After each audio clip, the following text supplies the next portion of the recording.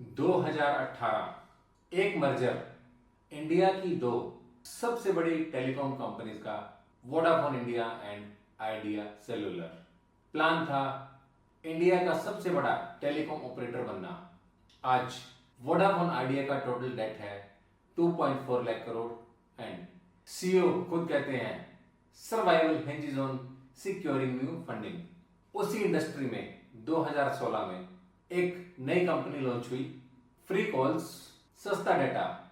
आज जियो platforms financial year 2026 का profit 30,053 crore rupees और 19 जून 2026 को कंपनी ने सेबी को DRHP फाइल किया है, means draft red herring prospectus. Basically IPO को लॉन्च करने से पहले की स्टार्टिंग की फाइल जो कि सेबी को सबमिट की जाती है, जिसमें कंपनी के बिजनेस के बारे में इंफॉर्मेशन होती है, फाइनेंशियल्स के बारे में इंफॉर्मेशन होती है, रिस्क एंड फंड यूज का प्लान क्या है, बट प्राइस और आईपीओ का साइज इसमें मेंशन नहीं होता। ये इंडिया का आने वाला सबसे बड़ा आईपीओ होने वाला है। ये सिर्फ रिलायंस की कहानी नहीं है, ये एक आईपीओ है जिसमें आप भी पार्टिसिपेट कर सकते हैं। I am working as a consultant from last 2 decades और जब भी कोई बड़ी कंपनी फंड रेज करती है और ये इंफॉर्मेशन मेरे सामने आती है तो मैं सबसे पहले ये चीज देखता हूं, या मेरे दिमाग में 2 सवाल आते हैं। ये पैसा आएगा कहां से और जाएगा कहां, मतलब इसका सोर्स क्या होने वाला है एंड यूज क्या होने वाला है। मींस जो सोर्स है वो डेट भी हो सकता है, इक्विटी भी हो सकती है, कुछ भी हो सकता है। आज इन्हीं दोनों सवालों के बेसिस पर हम इन दोनों कंपनियों को समझेंगे और ये समझेंगे एग्जैक्टली ये आईपीओ है क्या और इस आईपीओ का मतलब क्या है। साथ ही आप जैसे बिजनेस ओनर के लिए ये आईपीओ का क्या मायने रखता है। पहले वोडाफोन आइडिया की कहानी समझते हैं। अगस्त 2018 Vodafone idea, Vodafone India and idea cellular मिलके एक हो गए, दोनों का मर्जर हुआ। पर टाइमिंग बहुत गलत थी क्योंकि उसी समय जियो इस इंडस्ट्री में एंटर कर चुका था एंड जियो ने मार्केट में एंटर करने के बाद जो प्राइस वॉर है वो छेड़ दी थी। इसके अलावा एक सबसे इंपॉर्टेंट फैक्टर जो समझना बहुत जरूरी है, AGR means adjusted gross revenue. AGR ही वही रीजन है जिसकी वजह से वोडाफोन आइडिया को आज इस हालत में पहुंचना पड़ा, डेट में, क्राइसिस में एंड सर्वाइवल की पोजीशन तक। क्योंकि टेलीकॉम कंपनीज को अपने रेवेन्यू का 3 से 8% गवर्नमेंट को देना होता है, लाइसेंस फीस के रूप में, स्पेक्ट्रम यूजेज चार्जेस के रूप में। पर यहां एक डिस्प्यूट था। टेलीकॉम कंपनीज का कहना था कि ये जो चार्जेस हैं, जो हमारी कोर सर्विसेज हैं, कॉल्स, डाटा, SMS, ये चार्जेस हमारी कोर सर्विसेज के ऊपर होना चाहिए। बट गवर्नमेंट का जो डॉट डिपार्टमेंट है, मींस डिपार्टमेंट ऑफ टेलीकम्युनिकेशन, उसका कहना ये था कि ये जो चार्जेस हैं इसमें सब कुछ काउंट होगा, मींस आपकी interest income, tower rentals, dividends, asset sales, केवल कोर सर्विसेज नहीं। इसका मतलब क्या है, बिकॉज टेलीकॉम कंपनीज के पास काफी बड़ा अमाउंट रिजर्व में होता है ऑपरेट करने के लिए, तो उससे उनको जो इंटरेस्ट इनकम आती है आपको उसके ऊपर भी चार्जेस देने हैं। अब वोडाफोन आइडिया ने लेट्स सपोज अपनी टावर को एयरटेल के साथ शेयर किया तो एयरटेल उसके ऊपर रेंटल पे करेगा, तो टावर से जो रेंटल आ रहा है आपको उसको पे भी चार्जेस पे करने हैं। कंपनी ने किसी और कंपनी में पैसा इन्वेस्ट किया, वहां से डिविडेंड इनकम आई, उस डिविडेंड इनकम पर भी आपको चार्जेस पे करने हैं। एंड आपने अपनी कोई एसेट सेल की, उससे जो इनकम जनरेट हुई आपको उस पर भी चार्जेस पे करने हैं। मींस जो 3 से 8% के चार्जेस हैं वो आपको सिर्फ कोर सर्विसेज पर पे नहीं करने, आपको जिस भी सोर्स से इनकम जनरेट हुई सभी सोर्सेज पर वो चार्जेस पे करने हैं। ये डिस्प्यूट 2005 से चल रहा था, 14 साल से। फिर अक्टूबर 2019 में बॉम्ब गिरा। सुप्रीम कोर्ट ने डॉट के इंटरप्रिटेशन को अपलोड किया, मतलब टेलीकॉम कंपनीज को 14 साल पुराने ड्यूज एक साथ देने थे। डॉट के हिसाब से टोटल डिमांड थी 92,641 करोड़ रुपए की और सिर्फ वोडाफोन आइडिया पे 58,254 करोड़ रुपए की डिमांड निकाली गई। कंपनी का इंटरनली एस्टिमेट ये था कि डिमांड लगभग 21,533 करोड़ रुपए की आएगी, लेकिन ये डिमांड कंपनी के एस्टिमेट से 3 गुना ज्यादा थी। और अब ये सोचिए कि 2019 में वोडाफोन आइडिया के मार्केट शेयर क्या था, 11,321 करोड़ रुपए और डिमांड क्या थी, 58,254 करोड़ रुपए। मींस कंपनी के मार्केट कैप से भी 5 गुना ज्यादा की डिमांड निकाली गई। अब यहाँ एक इंपॉर्टेंट पॉइंट ये भी है कि कंपनी के पास कॉन्टेस्ट करने के लिए कोई तरीका नहीं था। क्यों? क्योंकि ये सुप्रीम कोर्ट का फाइनल ऑर्डर था। अब सिचुएशन ये थी कि पैसा तो देना ही पड़ेगा, पर कंपनी के पास पैसा था ही नहीं। इसके बाद 2020 में कोर्ट ने रिलीफ दिया जिसमें 10 साल का टाइम दिया गया इस पेमेंट को इंस्टॉलमेंट्स में पे करने के लिए। इसके बाद 2021 में गवर्नमेंट ने एक और रिलीफ दिया, 4 साल का मॉरिटोरियम, और एक ऑप्शन दिया इंटरेस्ट को इक्विटी में कन्वर्ट करने का। वोडाफोन आइडिया ने ये ऑप्शन चूज किया एंड फरवरी 2023 में 16,133 करोड़ के जो इंटरेस्ट था उसको इक्विटी में कन्वर्ट कर दिया। रिजल्ट क्या हुआ कि अब गवर्नमेंट 33.44% की शेयर होल्डर बन गई। मींस कंपनी में अब गवर्नमेंट का 33.44 स्टेक था। एंड मार्च 2025 में एक और कन्वर्जन हुआ, 36,950 करोड़ रुपए के स्पेक्ट्रम ड्यूज के लिए उसे भी इक्विटी में कन्वर्ट कर दिया गया। मींस अब गवर्नमेंट का कंपनी में 48.9% का स्टेक हो चुका था। सोचिए, गवर्नमेंट एक कंट्री का रेगुलेटर अब वोडाफोन आइडिया के सिंगल लार्जेस्ट शेयर होल्डर बन गई थी, 49% का स्टेक। बट मैनेजमेंट में गवर्नमेंट का कोई भी कंट्रोल नहीं था। अब कहानी सिर्फ यहीं खत्म नहीं हुई। 2025 में एक और प्रॉब्लम आई वोडाफोन आइडिया के पास। मार्च 2026 से 18,000 करोड़ रुपए की एनुअल जो इंस्टॉलमेंट शुरू होनी थी, वो कंपनी के कैश फ्लो 8,400 करोड़ से 9,200 करोड़ के बीच में जो था, ऑलमोस्ट डबल अमाउंट की थी। क्यों? सिंपल सा मैथ है, इंस्टॉलमेंट का अमाउंट था 18,000 करोड़ रुपए एंड कंपनी का एवरेज जो कैश फ्लो था वो था 9,000 करोड़ रुपए। अब इस सिचुएशन में ये क्लियर है कि डिफॉल्ट तो होगा ही होगा। क्यों? क्योंकि जो इंस्टॉलमेंट का अमाउंट था वो कैश फ्लो से ऑलमोस्ट डबल था। अब ऐसे में गवर्नमेंट ने एक और स्मार्ट स्ट्रेटेजिक डिसीजन लिया। अगस्त 2025 में एक और नई डिमांड निकाल दी 9,450 करोड़ रुपए की, जिसमें 5606 करोड़ रुपए के जो ड्यूज थे वो थे 2016 से 2017 के लिए, वो पीरियड जिसे सुप्रीम कोर्ट ऑलरेडी क्लोज कर चुका था। वोडाफोन ने इसके लिए फिर से सुप्रीम कोर्ट में चैलेंज किया। सुप्रीम कोर्ट ने गवर्नमेंट को इसके लिए ऑर्डर दिया कि ये डिमांड दोबारा फिर से कैलकुलेट करो सही तरीके से। पर इंपॉर्टेंट बात ये थी कि परमिशन सिर्फ वोडाफोन आइडिया के लिए थी। एयरटेल भी इस पोजीशन के अंदर था कि उसको भी ये सारे चार्जेस पे करने थे, बट ये रिलीफ एयरटेल को नहीं मिला।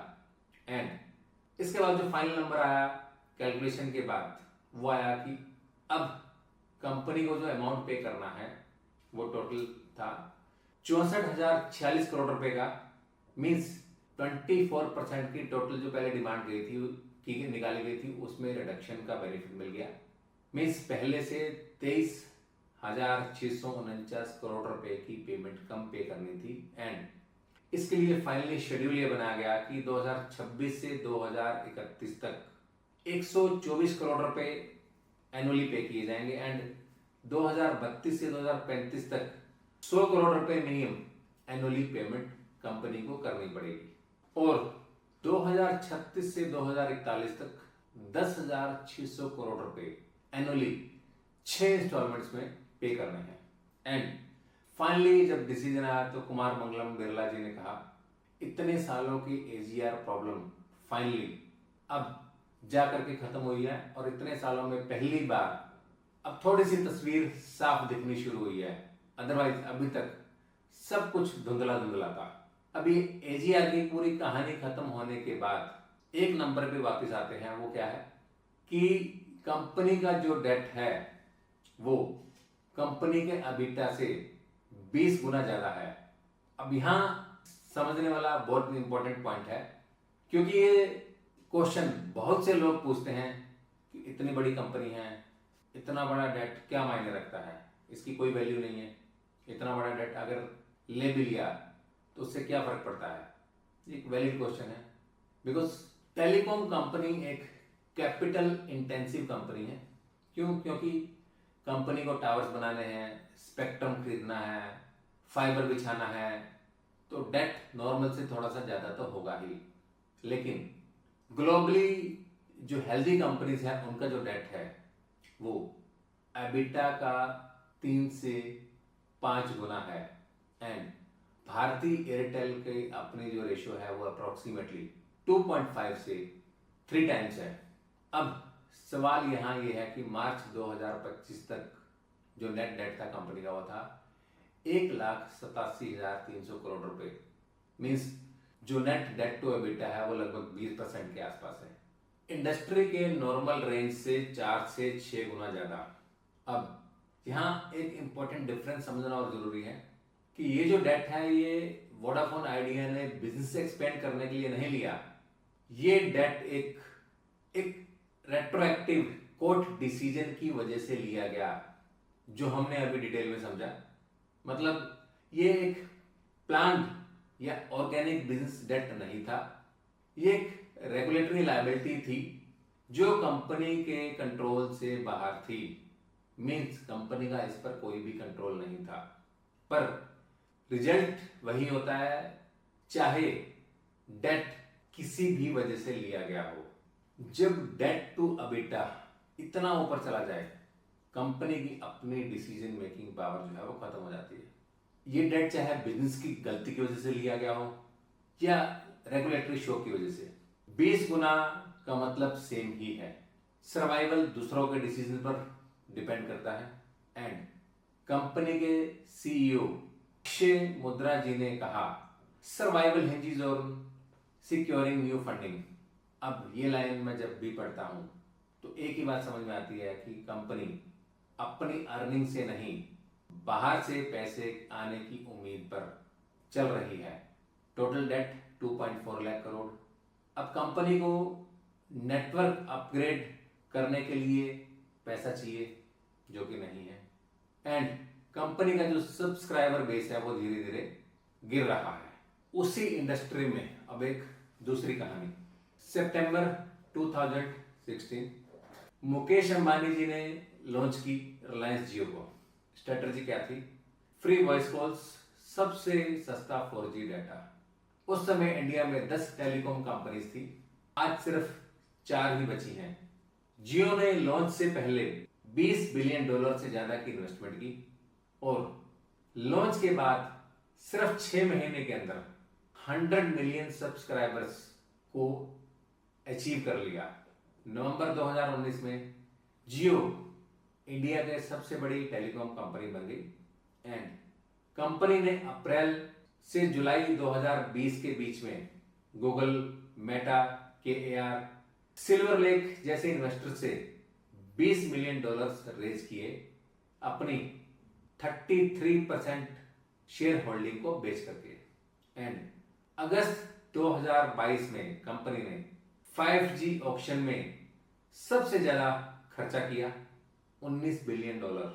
एंड अगस्त 2025 में कंपनी के पास 500 मिलियन यूजर्स का जो बेंचमार्क है, कंपनी ने उसको क्रॉस कर लिया।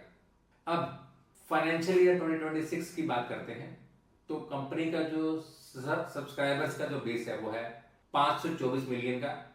कंपनी का जो रेवेन्यू है वो है 1.4 लाख करोड़, जो कि 14.6% से ज्यादा है।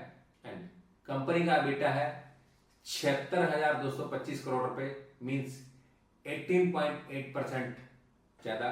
Net profit 30,053 crore rupees means 15% ज्यादा। एंड 31 मार्च 2026 तक कंपनी की जो अपनी आउटस्टैंडिंग बोरोइंग मीन्स जो लोन्स है 71,529 करोड़ रुपए फंड बेस एंड 2,021 करोड़ रुपए in the form of bank guarantees. अब ऐसा नहीं है कि जियो के ऊपर डेट नहीं है या जियो ने डेट नहीं लिया, जियो ने भी डेट लिया, बट यहाँ कंपैरिजन करने वाली बात यह है कि जियो का डेट टू एबिटा अगर आप कैलकुलेट करेंगे मीन्स कंपनी का एबिटा कितना 71,529 करोड़ रुपए एंड जो कंपनी का टोटल डेट बना वो बना 76,225 करोड़ रुपए। इसको यदि आप कैलकुलेट करेंगे तो अप्रोक्सीमेटली 0.94% की रेशो आएगी। अब सेम यही रेशो अगर आप कंपेयर करेंगे वोडाफोन आइडिया से तो उनकी रेशो आ रही है 20 की। मीन्स एक कंपनी की रेशो तो है 1 एंड दूसरे की रेशो है 20, same industry same segment. But इसका मतलब यह नहीं है कि जियो भी हर चीज में परफेक्ट है या हर चीज में आगे है। DRHP में कंपनी ने खुद लिखा है कि उनका ARPU मीन्स पर यूजर से जो अर्निंग होती है उसकी जो एवरेज है वो 214 रुपए है, जबकि भारती एयरटेल की ये एवरेज 257 रुपीज है। मीन्स कंपनी अभी भी अपने कॉम्पिटिटर से पर यूजर जो अर्निंग कर पा रही है वो कम कर पा रही है। एंड इसके अलावा कंपनी ने खुद DRHP में 60 रिस्क फैक्टर्स को मेंशन किया है। कंपनी का कहना है कि customer resistance, regulatory intervention and competition की वजह से टैरिफ को बढ़ाना टैरिफ बढ़ाने की हमारी कैपेसिटी को लिमिट करता है। मीन्स हम इस पोजीशन में नहीं होंगे कि फ्यूचर में अपने प्राइजेस को बढ़ा पाए। मीन्स प्राइजेस को बढ़ाना इतना आसान नहीं होगा। अब IPO का मतलब क्या है, इस चीज को थोड़ा सा डिटेल में समझते हैं। IPO से मतलब है कि जो कंपनी अभी तक प्राइवेट थी वो पहली बार अपने शेयर्स पब्लिक को बेच रही है। अब यहाँ एक चीज और समझने वाली है कि हर IPO में पैसा कंपनी में नहीं जाता।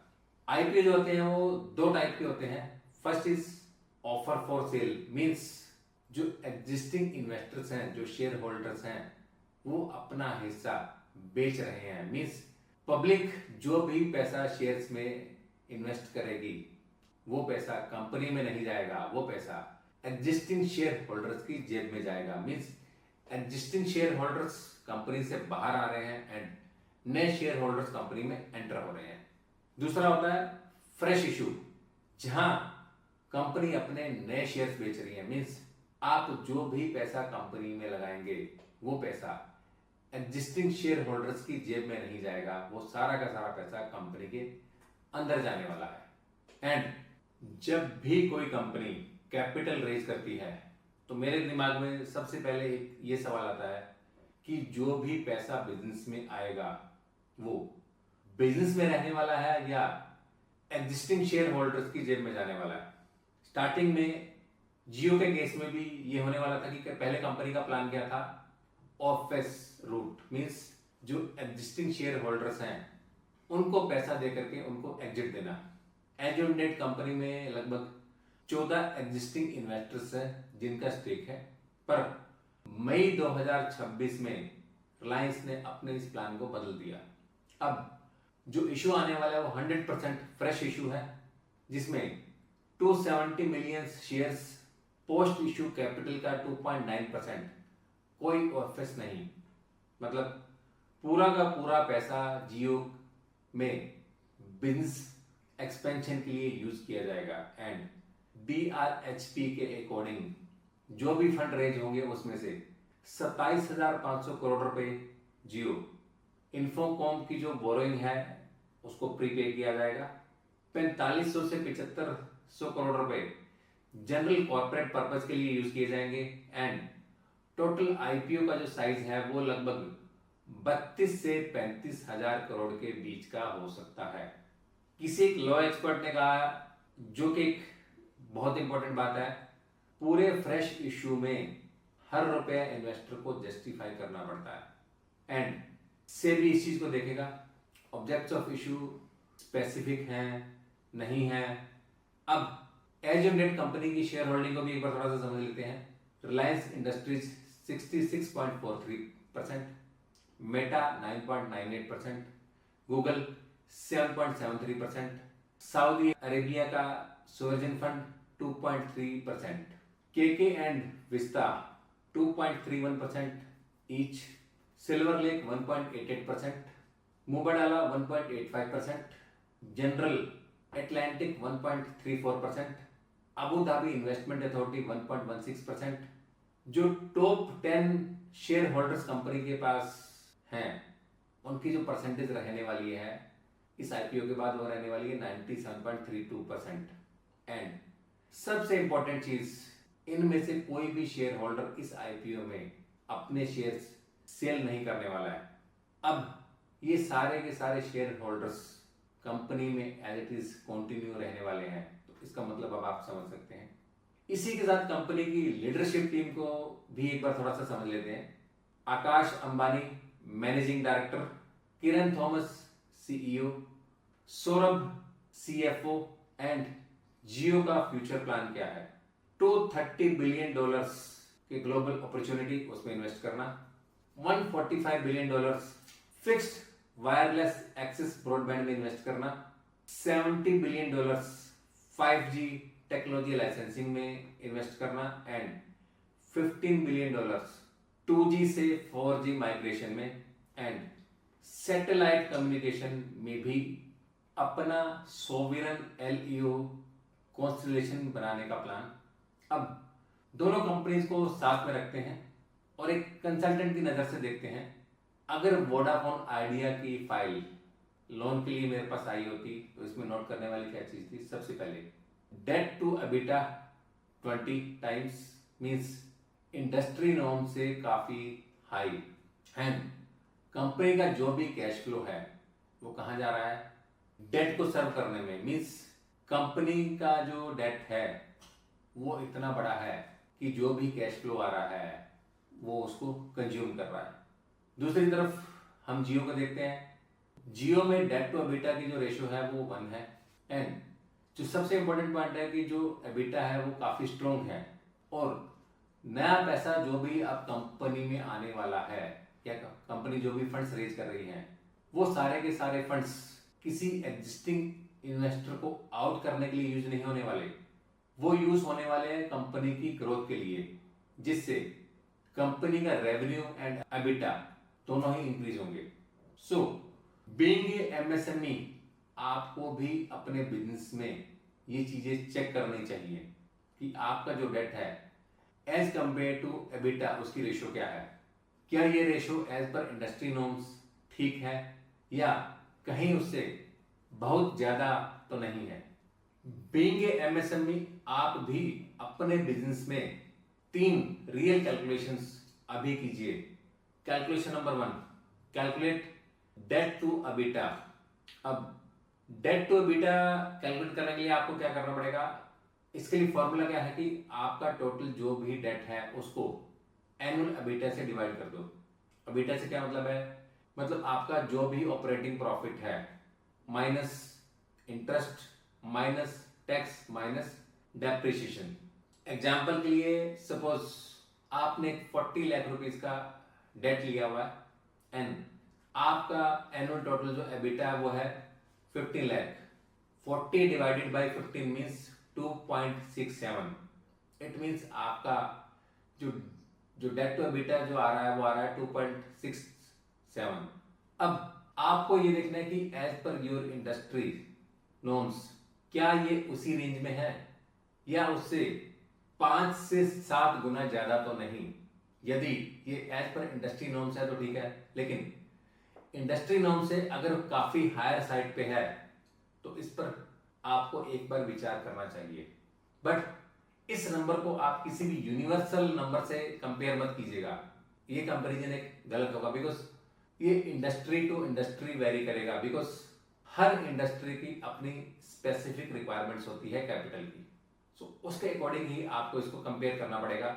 मैन्युफैक्चरिंग इंडस्ट्री में ये अलग हो सकता है, सर्विस इंडस्ट्री में ये अलग हो सकता है, तो ये चीज इंडस्ट्री टू इंडस्ट्री भी वेरी करेगी। सो उसी के अकॉर्डिंग आपको कंपेयर करना है कि आपका जो डेट टू एबिटा की रेशियो है वो as per your industry norms वो ठीक है, नॉर्मल है, या काफी हायर साइड पे है। अब आप कैलकुलेट कीजिए calculation number 2 in your business. External shock buffer मतलब क्या? ये एक सबसे इंपॉर्टेंट चीज है, क्योंकि जैसे कि आपने देखा कि वोडाफोन आइडिया की कहानी में जो डेट है वो कंपनी ने अपने रिक्वायरमेंट के लिए नहीं लिया, या उनकी अपनी गलती की वजह से वो डेट नहीं आया, ये एक रेगुलेटरी डिसीजन की वजह से आया, एजीआर जजमेंट। यही सवाल आप अपने आप से पूछिए कि कल को कोई भी एक्सटर्नल शॉक आता है, मींस जीएसटी रूल के अंदर कोई चेंजेस आ गए, कोई नया टैक्स आ गया, कोई किसी कंप्लायंसेस में कॉस्ट बढ़ गई, किसी लाइसेंस फीस की कैलकुलेशन दोबारा से डिपार्टमेंट ने कर दी, तो क्या आपके पास इस कॉस्ट को एब्जॉर्ब करने के लिए बफर है, या आप इस कॉस्ट को इमीडिएटली एब्जॉर्ब कर सकते हो? अब आपको कैलकुलेशन क्या करनी है कि आप अपना एनुअल एबिटा अपना लिखिए, फिर ये सोचिए कि अगर कोई भी इस तरह का एक्सटर्नल शॉक आ गया तो क्या आप उसको एब्जॉर्ब कर सकते हैं। फॉर एग्जांपल, आपका एनुअल एबिटा है 10 लाख रुपए एंड कोई इस तरह का नया शॉक आ जाता है 30 लाख रुपए, तो क्या आपके पास इतना बफर है कि आप इस शॉक को एब्जॉर्ब कर पाएंगे? अब आप कीजिए कैलकुलेशन नंबर 3। कैलकुलेशन नंबर 3 में आपको क्या करना है? Capital raise quality check.